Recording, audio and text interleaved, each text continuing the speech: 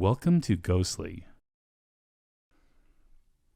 Are time slips real? Ghostly is a podcast that comes out every other week. In each episode, we take a ghost story or paranormal event and look into its complete history.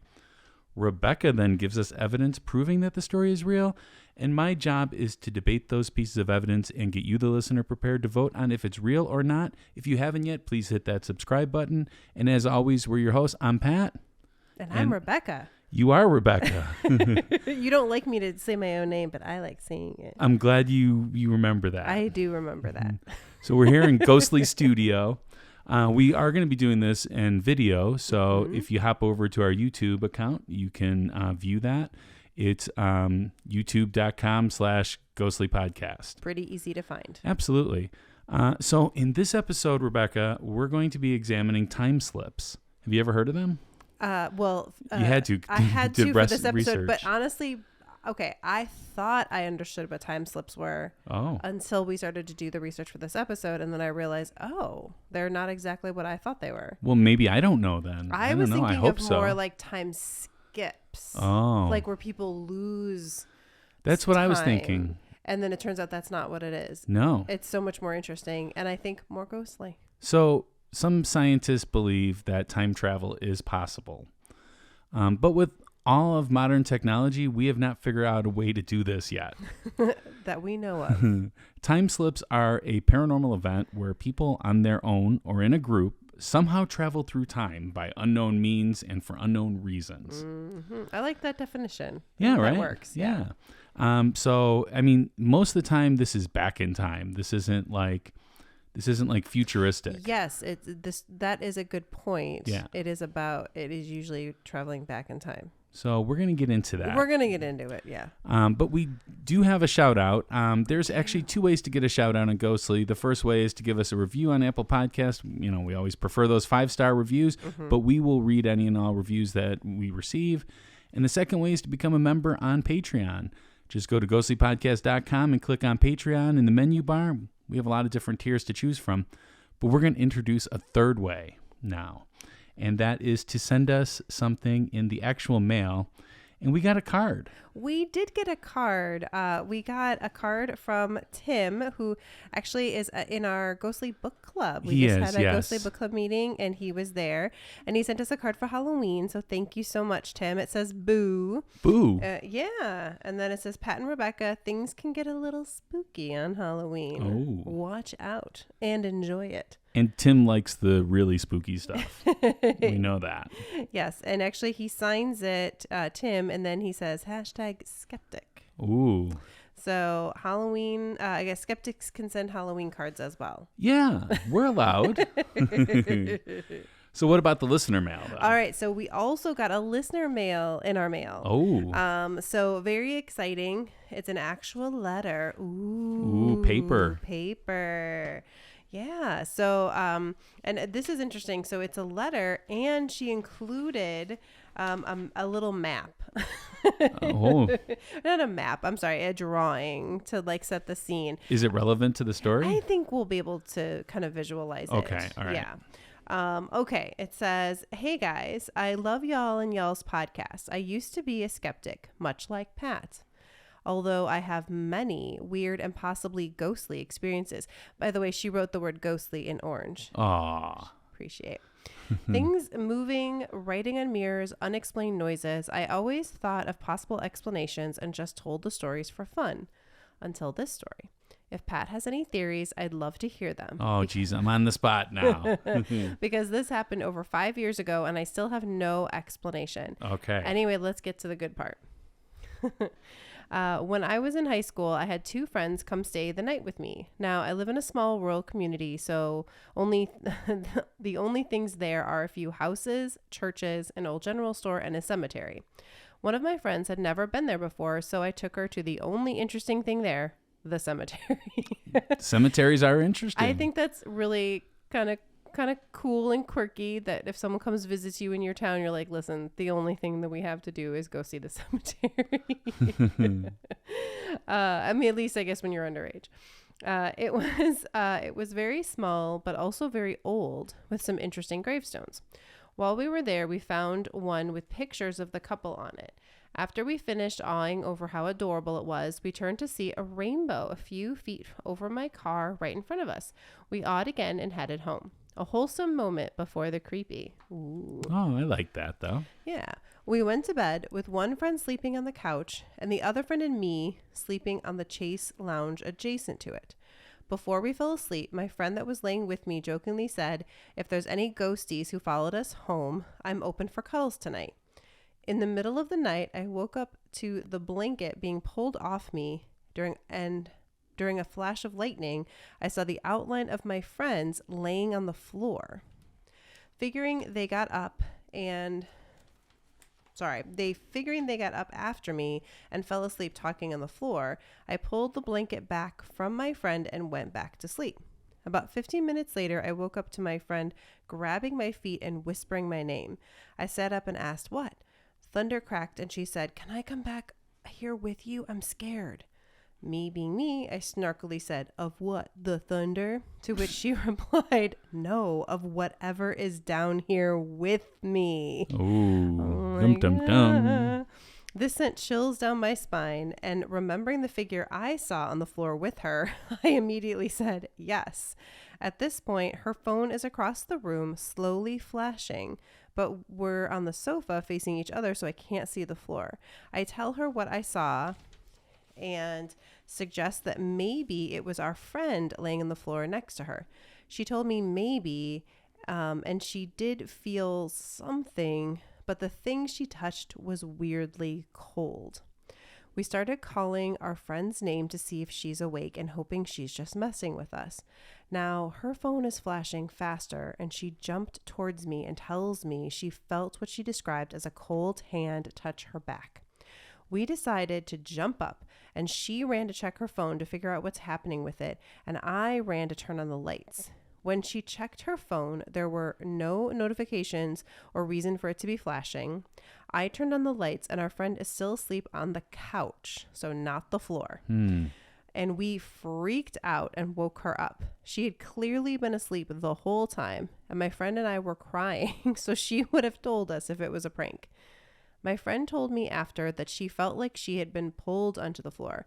I'm not sure if she meant literally or figuratively, and that the blanket being pulled was not her. She said the blanket being pulled off her towards the other figure is why she reached over, because she thought it was one of us wanting more blanket. And that's when she jumped up and grabbed me because what she felt scared her. We still talk about this when we see each other, trying to figure out the explanation. We also like to joke that we ghosties really took her up on her offers to cuddle. Wow. Who's that from?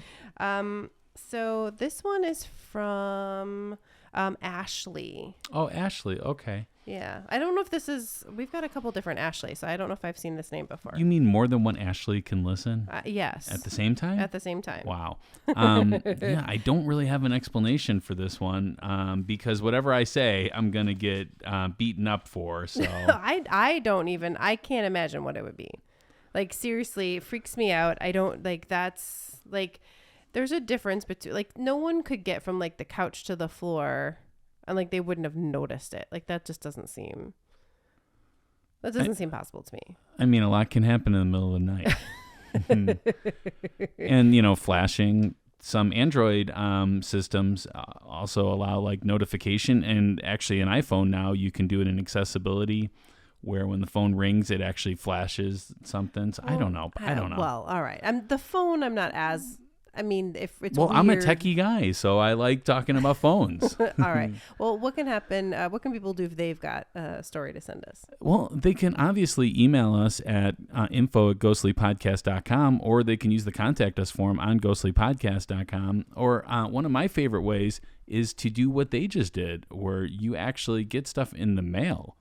And you can send it to Ghostly Podcast at P.O. Box number 264, Geneva, Illinois, 60134. Yeah, we love getting the physical mail. It's super fun. Although we don't check it as often as we should, though. Well, we try. So maybe give us a heads up if you're sending something. No, so we it's know. all right. We'll check it. All right. So it's your favorite time? What? No. Favorite time? It's when It's I what you win? look forward to every time. The history. No, the polls. Oh, Becca. Kill me with these polls. All right. So the last episode, we talked about Dock Street Theater with Katie. Yeah, Our Katie was friend on. Katie That was a lot of fun. It was so much fun. And we got snacks. We did get snacks that Yes. were some good and some not so good. One was good. One was good. The others were not so good. Yeah. They didn't last. I mean, in the house, like they were not. All right. You're stalling. I need to know what these these are right now. All right. So yes was 75%. Oh my God. And no is 25%. And the Sorry. overall rating would be 6. That's pretty high. That is pretty high for this. I don't know what happened there. It's a theater. It's haunted. It was a theater. End of the story. It was a theater for 4 years, and then it closed, and then it reopened. There's a lot with that. There's been a lot of it's been a hotel. Hotels are also very haunted things. It's haunted. All right, now for a spooky story from Rebecca.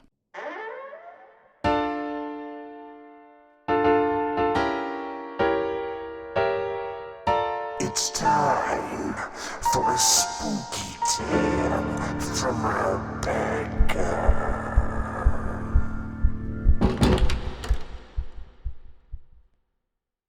So this is going to be a little different because remember we're talking about time slips today. I always think of Rocky Horror Picture Show. I know. Yeah. I love visiting my grandparents over the summer. They live out in the country and it's just a different way of life. Now that I'm in college, I can't stay for a month like I used to when I was younger, but I still love going. One thing I always have to do while I'm there is check for the yellow house. I know that sounds weird. Why would someone need to check for a house? But it will make sense when I tell you what happened when I was 9.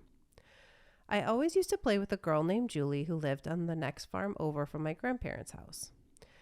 We are about the same age and it was just a magical time every summer. We had our favorite places we would go to play all the time. One of them was the creek on their property.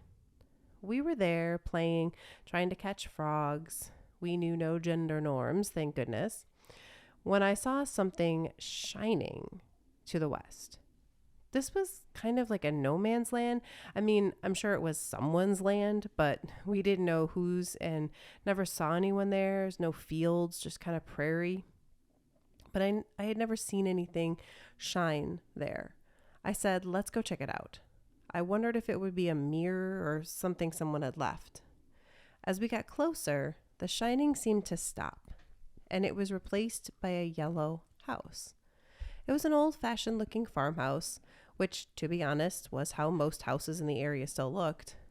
We didn't remember seeing a house here before, but we also hadn't spent a lot of time here since we didn't know who owned the land. We actually walked up to it to see if we could see people. It looked new as we got closer, and coming around the corner was a boy, a little younger than us, maybe 6 or 7. He was dressed a little odd, like he was wearing a style of clothes we had never seen before, except maybe in pictures. Julie has always been good at talking to anyone, so she went right up to him and said hi. He said hi, but seemed shy. She asked him how long they had lived there and what his name was.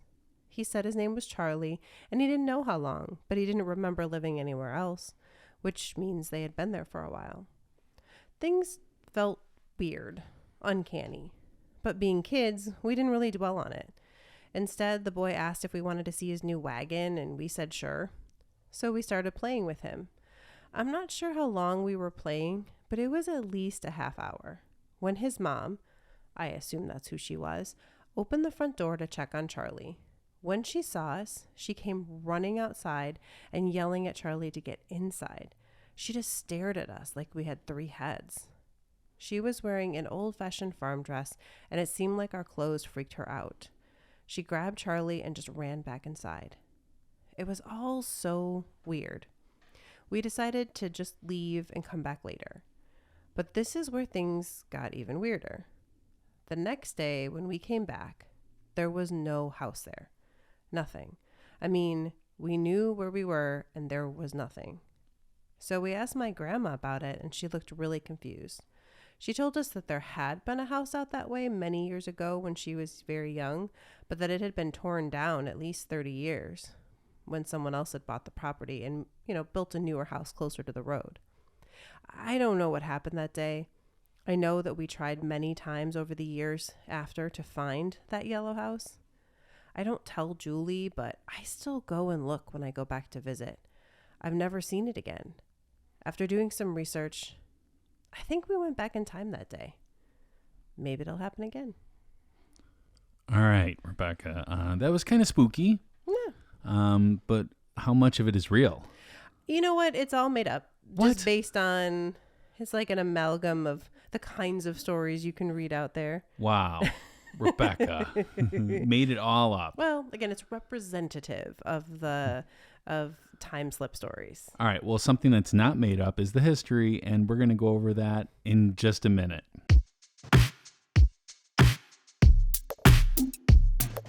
Pat's Facts. From a skeptic point of view. Pat's Facts. He presents it all to you. Pat's Facts. Facts. The Pat Facts are sponsored by Tarot by Ta. Ta is a professional tarot card reader with over 20 years of experience. He reads at numerous public events, private parties, and personal appointments throughout the greater Chicagoland area. He also does his readings worldwide using online services like Zoom. And best of all, he's hashtag Team Skeptic.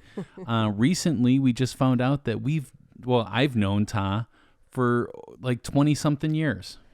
Yeah, that was really weird. Yeah. We interviewed Ta for Ghostly X, and that's going to be coming out soon.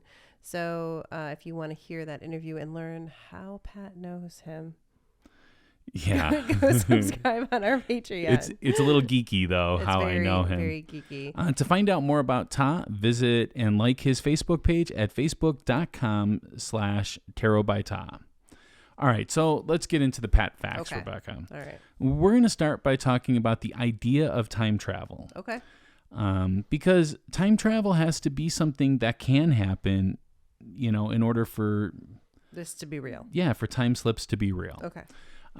So there are a lot of ancient myths about time travel. I'm not going to really get into that. There's like some Hindu myths, some Buddhist myths.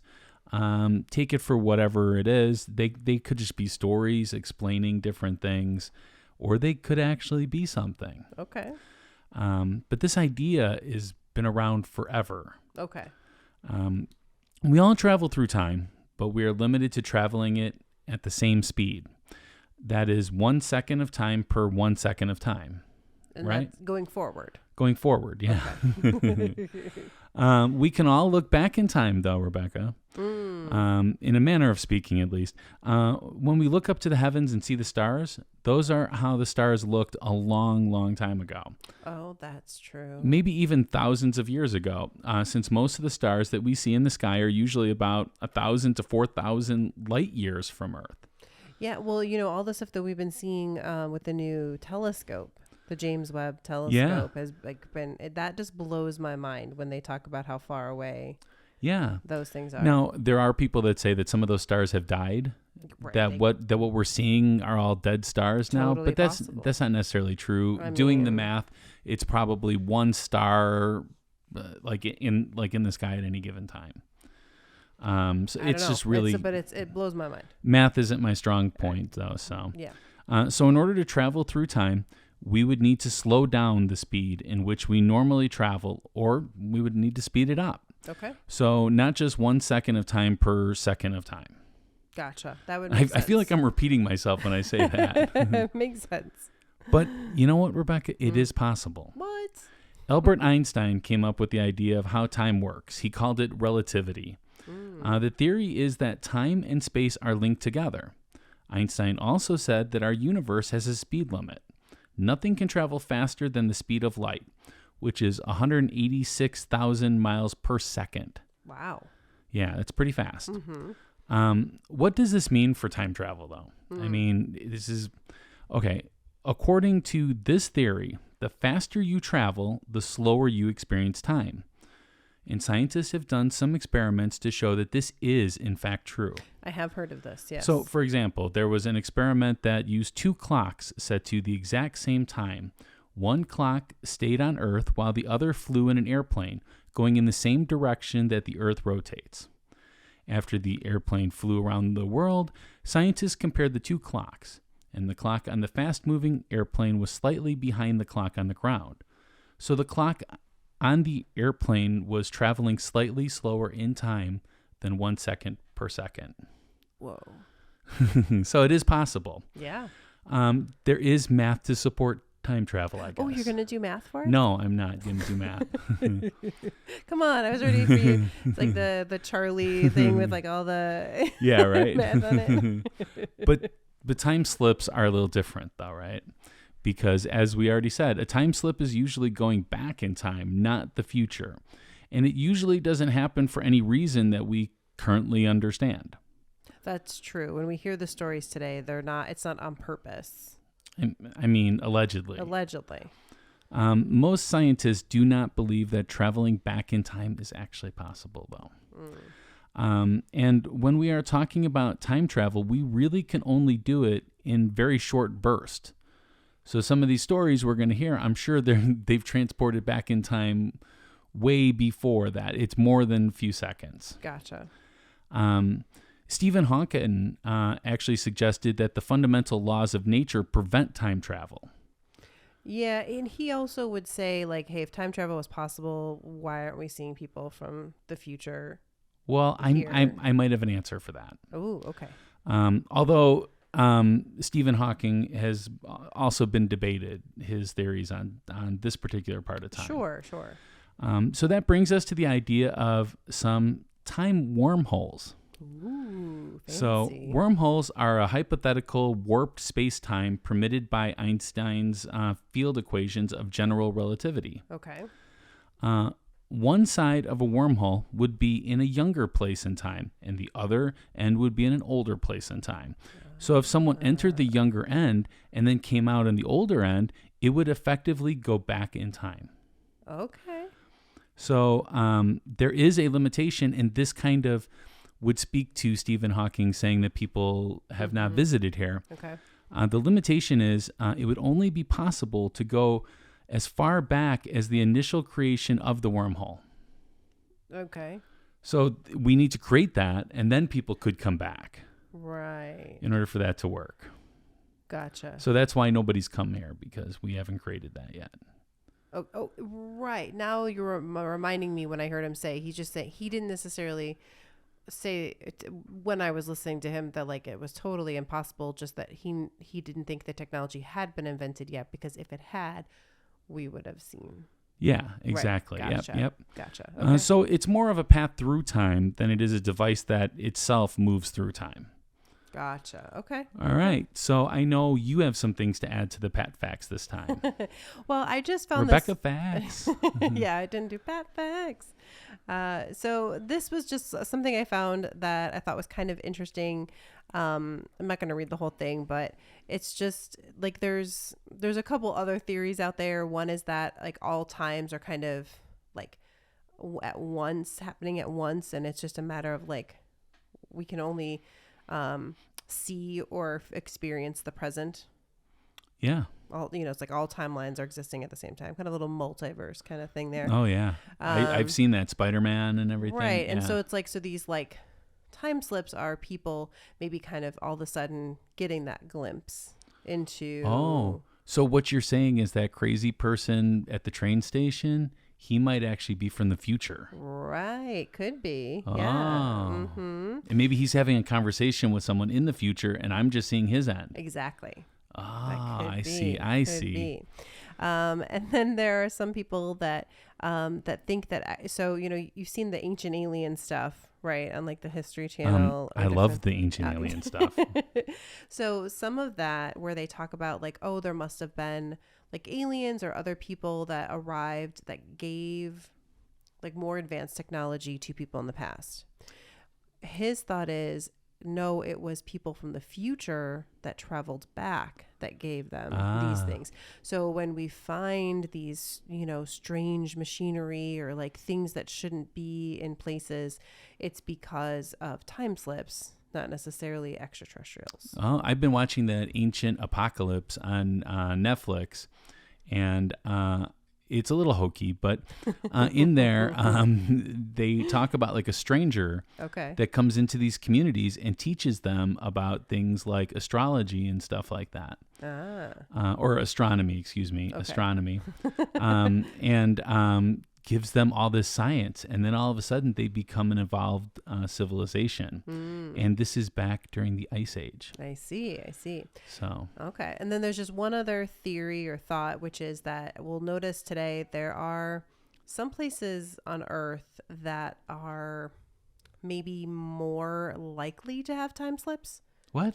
Yes. There are some places on Earth that are, like they kind of have a little something about them. What's the little something? I don't know, like that there's like something, there's like things are spinning, or there's like portals, like I don't know, maybe it's the wormholes that you're talking about. I don't know. They weren't made necessarily by us that we know of. But there's just like a few places that seem to have more of these things happen there than others. Do you know any place off the top of your head? One is Liverpool, Bold Street. Yeah. I've been to Liverpool. Yeah. And it was in this current timeline. Yes. I'm thinking. You got me confused now. I'm wondering. I don't know. Wait, what about the Beatles? Were they? Yeah, well, it's did not they about, slip back in time or something? Well, if they did, I mean, it just, again, it's not something that like is permanent. It's like you just experience it for a few minutes and then you come back. Okay. Speaking of a few minutes and then you come right back, let's go ahead and take a break. Sounds good. Oh, hey there, Count Panic. I got a question for you. What's that, Bob? What do you know about Mothman, the Loch Ness Monster, ghosts, demons, and things that go bump in the night? Not much, Bob. Well, lucky for you, we host a podcast called Bob After Dark where we talk about legends, lore, and the supernatural. Wow, where can I find this podcast? Wherever you find your great podcasts at. All right, it's time for a debate. I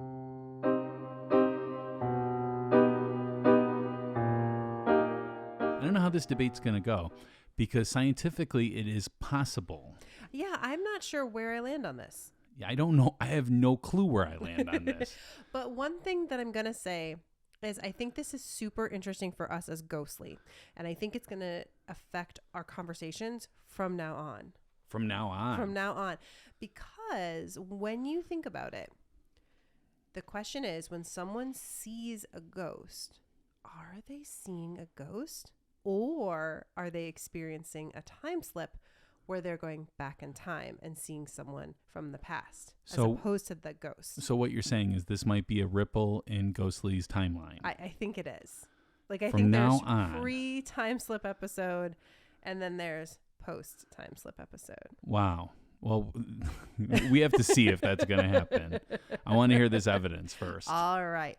Well, we're going to start with actually probably one of the most famous and one of the most early on documented time slips, at least in modern time frame. Okay. And it was from a book called An Adventure. Ooh. And this is from medium.com. Okay. One of the most famous accounts of a time slip is reported in a book called An Adventure. An Adventure was initially published in 1910 and gives the accounts of two English women who experienced a time slip in the gardens of the Palace of Versailles on August 10th, 1901. The Palace of Versailles. Wow. So that's in France. Yeah, I know that. I mean, for our listeners. For our listeners, if they don't know. Because obviously I know. Of course. Coming from the South Side of Chicago, I know all about France. They wrote the book under pseudonyms Elizabeth Morrison and Frances Lamont, though their actual names were Charlotte Morbley and Eleanor Jourdain. I don't like that they're using pseudonyms, but okay, go ahead. Okay. Well, it's 1901. I don't know. They were the women. Moberly's father was headmaster at the prestigious Winchester School and later Bishop of Salisbury. So I can understand that you wouldn't want to put your father's name out there. All right. In her account, she distances herself from a belief in ghosts and the occult. Oh, well, I was like her that she doesn't believe in ghosts. I mean, it was important because, as we know, this was one of the waves of spiritualism. Yes. Right. That was going through Britain and America at the time. Jourdain's father was a vicar of the Church of England. But why? They felt they had walked through the gardens as they were on August 10th, 1792, What? the day the French monarchy fell during the French Revolution. Okay. This account is remarkable for the detail of the statements of the two women and the efforts they went to establish the historical evidence for their belief that they had strayed into the past. The two women met 3 months after they visited Versailles and talked it over again. It was at this time they discovered that Jourdain had not seen the lady and that Miss Morbely had not seen the Plough Cottage woman or girl. Because of this, they went apart and wrote separate accounts without conferring. So basically, they walked through, and it was they felt like it was unreal. They saw a woman they thought was the one saw the woman that she thought was Marie Antoinette. So that's what she placed her like at that time. And they saw like a bridge that didn't exist in their time. It was just like they just saw a lot of weird things. They basically use words like uncanny, eerie. They didn't think that what they saw was unreal or ghostly. Ding, ding, ding. Basically, they were like, no, like we went back in time. Like we saw things that don't exist in our time today. Okay. We saw people that don't exist in our time today, but it was not ghosts. We were not seeing ghosts. We were seeing real things. And then I found another article from Icy Sedgwick, who went to Versailles. That's a person? I don't know if that's his name or just name they go by. Who went to Versailles. That is a really cool name if it is their is. name. Icy Sedgwick. Went to Versailles in July 2014. And he said that, if you have too much sun on you, right, it could make you maybe see things that, you shouldn't see, that aren't there, I guess we'll say. And that, you're in a French palace and all of that. But in 2003, someone found an old map of the Trianon Gardens, which is where they kind of were on the property, and it showed the bridge the women had talked about, a bridge that didn't exist in 1901 and that wasn't featured on any other map they could have seen. That was in 1903, you said. Right. Well, you had said 2003. Well, no. So he was there in 2014. Yeah. But he was like, I don't know. I could see that this might be a place that people would be just so excited to be or whatever, have too much sun, and they might imagine things. But in 2003, so not in 2001 when they saw it, 2 years later, someone found an old map that showed a bridge there. But in 1901, there was no bridge. Yeah. And no one knew that it wasn't like people remembered that there had been a bridge and they saw the bridge.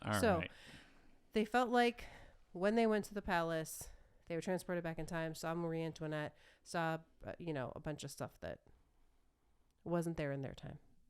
All right. So, okay, all of these I'm going to have to come at from the middle ground this time. Yeah, me too. Because, I'm in the middle. Well, I don't for me, as I said, science can back some of this stuff up, but I'm going to have to go from the middle, and I'm going to have to deduct points then for this being in a very popular time that they went back to, that they might have read about, heard about, knew stuff about. They might have seen that map prior to 1903 when they found that map. So they might have seen that map. So they might have known that there was a bridge there. So I'm going to deduct points for that. Also, any kind of famous people in there, I'm going to deduct points for that too. So I'm about at a 2 for this one. A 2? Wow. Yeah. Really? Yeah. I mean, again, I'm coming at it from the middle as well. Yes. Because it is a little I'm just not sure. But I do think it means a lot that they took their time, that they wanted to, kind of make sure that, they didn't want to, they separated and then they came back together and compared notes, and they didn't both see the same thing. Yeah, but I don't know how much that's true though, that they did that. It's like they published a book, but they could have talked about all this stuff ahead of time. So I don't know if they necessarily parted ways to write their stories or anything like that. I mean, I don't know, but All right, I like. so where are you at? So, okay, so for me, I'm gonna say that I'm gonna give it a 6. A 6. I'm gonna give it a okay. 6 because. So you went middle, which would be 5, and then you gave them more points. Right, because of the thing with the bridge. Okay. I do think that gives them some credibility. Okay. Okay. All right. All right. So now this is that first one is the oldest Mm-hmm. popular story, but this next one is definitely, I would actually say, the most popular story. I saw versions of this story everywhere. When you look up time slips, this is the story. Well, that makes me want to deduct points right there if there's different versions of the story. No, well, not necessarily different versions. It's the same story. It's just how much detail they give or not give, but it's kind of the same story. All right. Okay, so this is in Bold Street, Liverpool. So remember I mentioned this is Yeah, where, so there's been other things that have happened here as well. So this was on July 1996, sunny day. An off-duty policeman called Frank went shopping with his wife, Carol, in the Liverpool city center. So Frank and Carol. Yes. Carol went to buy a copy of Train Spotting. Great book, by the way. This is actually not that far off from when I was in England. This could have happened to me. Did it? No, Okay. but it could have. I was there in Like- 2000, Like so a 6 little bit months after later, that. I was there. I was Yeah. there in 2000. So, and I did in fact buy Train Spotting when I was there. Okay. Okay, so she went into Dylan's bookshop on Bold Street. Okay. So Frank was like, okay, I'm gonna go to buy a CD at HMV on Rainlaw Street. Sorry, I should know my British better. Yeah, you were there 6 months. I know. 6 months after them. He bumped into a friend, had a chat, and then about 20 minutes later strolled to Bold Street to meet his wife. Upon strolling up the incline from the central station, he noticed an unusual quietness, which, again, I couldn't fit all the stories in here, but the quietness is often a hallmark of these stories. Okay. Frank noticed the street was cobbled where it had never been before. Instead of modern clothes, people were wearing clothes from the 1950s. So Okay. he's not going back like to the 1700s or something. Yeah. Okay. Frank was startled by a loud horn and a box van with the name Kaplan's on its side. It went right by him, almost hit him. Crossing the road, Frank saw in place of Dylan's bookshop was a large store with the name Cripps over its 2 entrances, with a window display containing women's handbags and shoes. Frank saw a young woman dressed in the clothes of the mid-90s. Hipster jeans, sleeveless top. She also carried a bag branded with Miss Selfridge, a store that was not in Liverpool in the 1950s. This modern girl entered Cripps looking baffled, and suddenly the whole street scene reverted back to 1996. Frank asked the young woman if she saw the same things he had seen, and she said she had, and was obviously frightened about it. Later, they did do research, and there was a woman's store called Cripps that had stood on the site of Dylan's in the 1950s. And the other side of town, there was the Bloods. I mean, it's pretty weird. Like, there's a lot of detail. We know when it happened. We know the names of the people, where they were going, what they were doing. But they haven't ever given like interviews since all of this. Like, they told the story and it's been kind of put out there, but they haven't really like they didn't write a book or like publish anything about it. Tom Sleeman is the man who put the original version out there, and he's the only one that they supposedly talked to. Okay. So there we go. So coming from the middle ground again. So Okay. starting at 5, Okay. I'm going to deduct points for the many versions, Okay. or a point for the many versions of it, because I don't know which version is the real version of the story. I mean, I read several versions. They're all pretty much, some of them give more detail than others, but they're not widely different. It's not like, But I want to know what the first story is, though. That's my thing. It's like, you can play telephone all you want and change the story then. So I don't know which parts. do you want to hear like a recording of them telling the story? Or the original. Yeah, I just want to hear from them the original story. So I'm Okay. going to deduct a point for that. Okay. Other than that, I I don't know, because the modern girl, we don't know who she is either. No, yeah. So, yeah, I'm going to probably have to go a 3 on this one then. Wow. Yeah. I'm giving this one, I'm going to give it a 7. A 7, okay.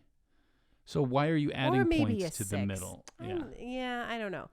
So, I mean, this one I think strikes me because there's 2 people that experienced it. I think that's kind of weird. If 2 it was people just, that don't even know each other. right. Yeah. Like, as opposed to if it was like, again, just the one guy, or If it was even, the one like, guy, I husband would and deduct wife. points for that. I think. Yeah, that seems, I think having the 2 people, and the fact that then later they checked it and it was like, yeah, no, there was in fact that a store called that was there.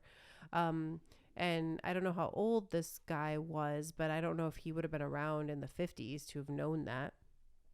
Yeah, I mean, he might have, but the girl, but see, that's another thing. It's the girl is unnamed.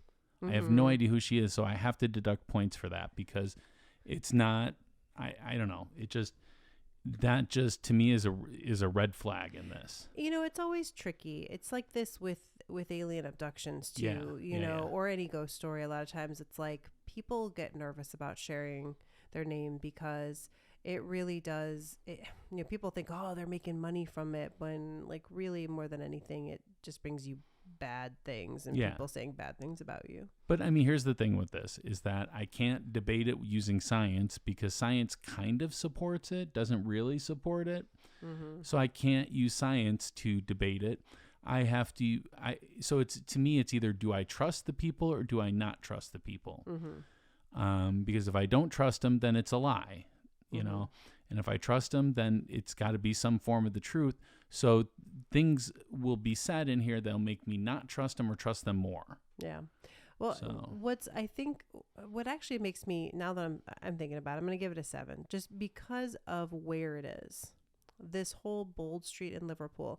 I included one more story. That's the next one coming up. That's from the same area. But there's even a third one that I didn't include because, again, we only got so much time.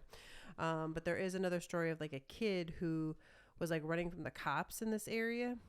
And when he turned the corner, he was like waiting for the cop to follow him and never did. And he was like back in time. Oh, that would be a great time to do a time slip. Totally got away. And the cop was like, yeah, when I turned the corner, he was gone. I like that that you have his side of the story and the cop side of the story in there. Exactly. The cop could have just gone and got him then. You know, it's like, whatever. Okay. All right. Anyways, but that sounded a little bit like a movie. Yeah. So I didn't include that. Okay. It does. We're going to do a sound different like that. one. Okay. So, all right. So again, Bold Street in Liverpool. Okay. Lots of things happening there. Okay. The second story concerns a young girl by the name of Imogene. So she decided to go into Liverpool to buy her sister Abigail a few things for her new baby. Upon arriving, she was happy to see a new mother care store that had opened up in the corner of Lord Street and Whitechapel. She wandered around the store and picked up a few baby items such as cardigans, baby bibs, and gloves. She was surprised to see how cheap the items were, but thought they were on offer since the store had just opened.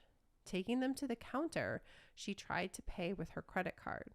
The staff member looked at her suspiciously and went off to get the manager. When she came back, she looked at the card and told Imogene they didn't take cards. Disappointed, Imogene went and put the items back as she didn't have any cash with her. When she got home, she told her mother what had happened. Her mother was surprised and really puzzled. That store closed years ago, she said. There's a bank there now. In fact, that's where I bank. Not believing her, Imogene took her mother back to the same place the next day. Sure enough, the store wasn't there. It was a bank, just like her mother told her. Wow. Okay. So this one, you know, I might have to take a point off just because it's only one single person. Like I said, I would, you know. Right. Sure. But other than that, I don't know how to debate this one. It's a 4 for me. I mean, I can't. Yeah, I mean, it's really but I mean, crazy. Imagine you're working in a store before credit cards come out, and somebody is like, here's my, or can I pay for it using my Apple Watch? Oh my gosh, yes, that would be like a crazy thing. But so I'm going to give it a 4. Okay, I'm going to give it a 6. I don't 6, quite believe okay. it as much as the one with the 2 people, but it definitely seems a little Okay. odd. All right. All right. Now, next one is not the same location. But I thought I don't know what it was about this one, but it called to me. Okay. Again, there's so many of these stories out there, but I thought this one was interesting. So this was from the Daily Mail. Okay. In the 1980s, Caroline Anders, who's now 57, and I don't know exactly. I'm trying to think when this came out. It was a few years ago. Anyways, moved to Devon to work for the National Health Service. One weekend, a colleague drove her to Plymouth for a party. As they skirted a roundabout on the approach to the city, she remembers seeing a beautiful church. The windows were full of color from the light streaming through the stained glass, and as we passed the front doors, I saw a large congregation. While Caroline can clearly recall the sight, no one else in the car saw it. The real shock was a few weeks later when her boyfriend Phil suggested a Saturday out on the Plymouth Hoe. The Plymouth Hoe. I don't know what that is. I'm sorry, British people. I'm sure it's lovely. As we drove past the roundabout, I literally cried out because the church was in ruins, says Caroline. I said, "Oh my God, what happened? Did you know it had been damaged?" It was then that Phil told her that the church, Charles Church, one of the oldest in the area, had been bombed during the Second World War. What Caroline had seen was impossible. The church had been left in ruins as a memorial for the dead. Yet she remains convinced of what she saw. My friends believe me because I'm not given to flights of fancy. Okay. Like, I don't know what her British accent would be. I don't know. This one, all right, so it's only one single person that did the time slip. So And it was just the building. I'm going to have to go a little bit lower on this. So I'm going to have to go 3 on this one. Why a 3?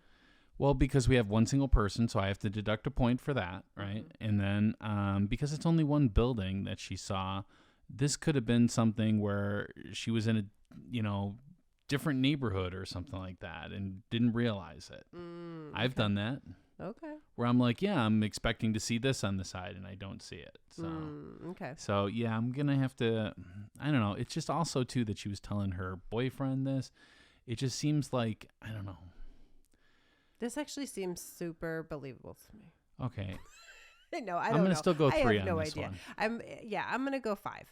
I do think it's possible, but I do think you're right that like it could be it was a different church she saw or just the light or it's hard. Yeah. To know. Man, I want to get a higher one here. So is this last one a higher one, Rebecca? Well, we're going to see. Okay. So this is one that I picked because of its connection to being kind of a like, is it ghosts or is it time slip?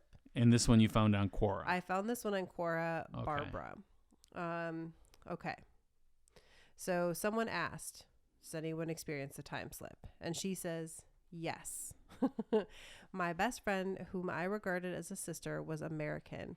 I'm sorry. I just as a forewarning, this one is a little sad. Oh, okay. My best friend, whom I regarded as a sister, was American, and she hated the heat of California. Who doesn't? Right? No, I'm just kidding. Right? So There's some really nice places in California. Absolutely. So she came to visit me in our Australian winter to enjoy cool air for a few weeks. I'm sorry, but I cannot do an Australian accent as much as I would like to. You have to start with "G'day, mate." It doesn't help. She brought her winter pajamas, blue background with billowing, smiling white clouds, a very eye-catching outfit. As I have no clothes dryer, I always hang laundry outdoors, and those PJs flapping in the wind always made me smile at their cheery pattern. This was June 2011. My American sister returned to the U.S. in September. In early December, I had the strangest feeling that I could hear her voice and movements in the guest room, but of course that was impossible. She was thousands of miles away. The time slip occurred shortly afterwards. I was in my backyard, hanging out washing on a glorious summer day, And then the sky darkened, an icy wind began to blow, and the environment altered. From lush growth all around, suddenly the trees were back to winter with bare boughs. The flowers and butterflies vanished, and what did I see but those gorgeous PJs blowing on the line? I stood very still and stared, unable to comprehend what was happening. I wondered if I were still hallucinating. This lasted maybe 4 minutes. Then abruptly I was back in summer, lovely sunshine and no cloud-patterned pajamas on the line. Early the next morning, around 2 a.m., I was awoken from sleep with a sense of shock, heart thumping, finding it hard to breathe. A sad voice spoke in the gloom. Your sister is dead. I turned on the light. Nobody was around. I felt very restless, and it took a while to settle down. At noon that same day, I received a phone call from the U.S. telling me that my beloved friend had suddenly died. I almost collapsed with shock. I was even more shocked when I learned that she had died at 2 a.m. Australian time. I have no explanation for any of this. I am not religious, and I believe that science can probably eventually explain all these strange experiences, but I'm interested in others' opinions, especially about the abrupt change in the environment. All right, so she was looking outside her place, right? She was outside. She was outside at 2 a.m. No. There's 3 different things. So Okay. there was she was outside during the afternoon, and then like the environment changed. Then that night she woke up at 2 a.m. And then the next day at noon, she heard that her friend had passed at 2 a.m. So This sounds more ghostly than anything. I was just going to say, so I picked this one because this is often something we hear with ghosts, right? Where people were like, I woke up in the middle of the night and I saw my grandfather, and then I found out the next day that he had passed, right? Or something like that. Yeah. But this I thought was a little different because it was like during the day she had a time slip almost like back to when her friend had been there visiting. I mean, I don't even, it's just weird to me. This is not like a historical one like we typically hear. I don't know. But, I mean, to me, it's like, I understand that when you lose somebody that's really important to you, psychologically, that could mess with you. And when you're looking back at that time, it's easy to be able to remember things in a way that calls them out a little bit more, to bring them more to surface. Like memories that I've had of people that have passed, usually I remember them a lot stronger than the people that are currently living because it has more meaning to me and stuff. So I'm thinking that this is a psychological thing more than anything else. Yeah, I don't know. To me, the fact that the very first thing that happened was almost like she was transported back in time to when her friend was visiting. And nothing had happened yet. Her friend hadn't died yet. Like it was just... Yeah, but she's telling this story in the future. She's telling this from that time. So what I'm saying is maybe she misremembers how things happened, or that her mind is doing something. I mean, you can have like a mental block of something. Your mind has these mysterious powers to be able to do stuff like that. Mm-hmm. So I'm just saying that I unfortunately, this one is going to be low. It's too ghostly for you. It is a little too ghostly for me, especially the voice saying that your friend has died. Mm-hmm.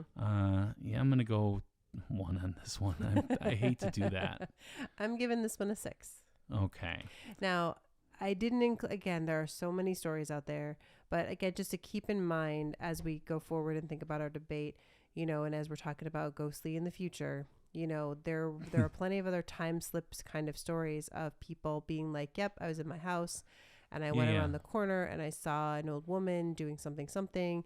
And the question is, are you seeing their ghost or are you seeing them in the past? Well, I mean, some of these other things like the one guy saw the cobblestone street and stuff like that. So that I don't think you're seeing a ghost and the ghost is back. So this is a little different than that. It is. It's different. So no, this one I'm going to have to go low. Okay. And unfortunately it's a 1. What did you give it? I give it a 6. Okay. So what is your overall rating? So my overall rating for the concept of time slips is a 6. is a 6. I Okay.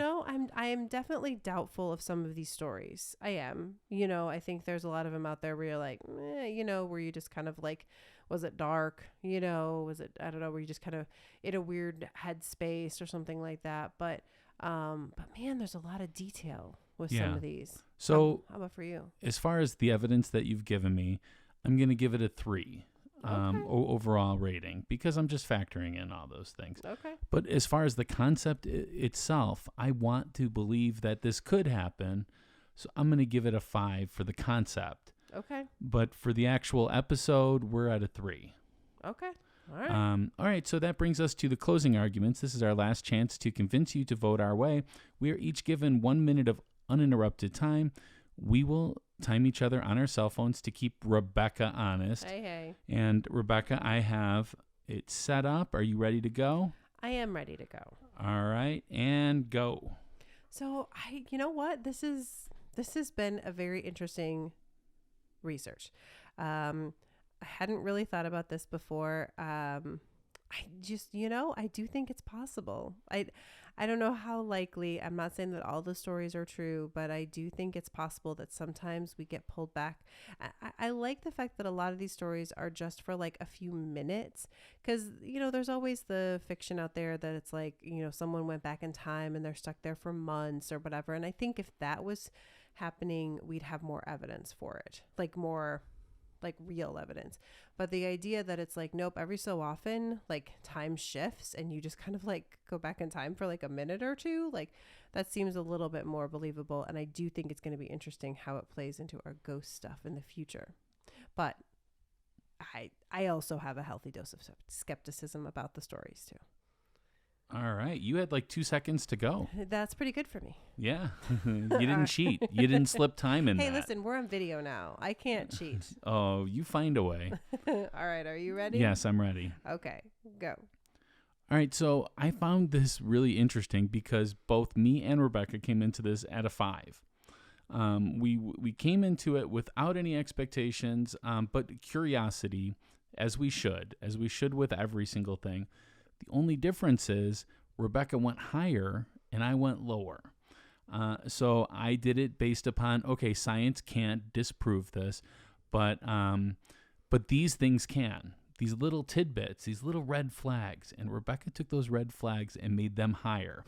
I have no ownership to the skeptic side in this particular episode, so I found that interesting too. I love being a skeptic, but this one I can't necessarily be skeptical of because I have no way of scientifically proving anything couldn't have happened. And that's how I'm going to end this. So you went with a 3? I went with a 3, yeah. I guess that's true. That is pretty high for you. It is high for me, yeah. That's weird. Well, I am very curious what the listeners are going to think. Yeah, I am too. So make sure you go vote. You can go to ghostlypodcast.com/polls or just go to Ghostly Podcast and click on polls in the menu bar. I want to thank everyone so much for listening, and for people that watched us on YouTube. We really appreciate it. I want to thank our new video producer, Cody, for coming in and doing this. He's hitting the ball out of the park, right? Absolutely. So yeah, if you haven't subscribed to our YouTube channel, definitely go do that. And it really helps us a lot. Yeah, and share us with your friends and family. Why not? Right? Word of mouth is our best form of advertisement. Remember to hit that subscribe button if you haven't done so yet. And I would like to give a special shout out to our Patreons. Our VIP Patreons are like our producers. And we have Alicia, Carrie, Becky, Natalie, Kim, Ta, Ernie, Marisol, Shayla, Cindy, Kevin, Nicole, Jessica, Alice, Austin, Aaron, Hope, and Candy. And so this is going to be interesting because I don't know what we're doing in December. We thought we knew. We are actually planning on taking December off from doing normal ghostly episodes, but we do have a couple of surprises in store for you guys. So please, if you see something come in your feed, you might want to check it out. We're also thinking about playing some other episodes from some other podcasts that gave us permission to do that. Yeah, we have a lot of friends that have awesome podcasts, and we'd love to share them with you. But we do have a very special episode that potentially might be coming out. So keep an So eye on that feed. Maybe get some marshmallows ready. Yes, absolutely, for toasting. That's just a little clue. Maybe you can figure it out. But until next time, stay ghostly. Bye.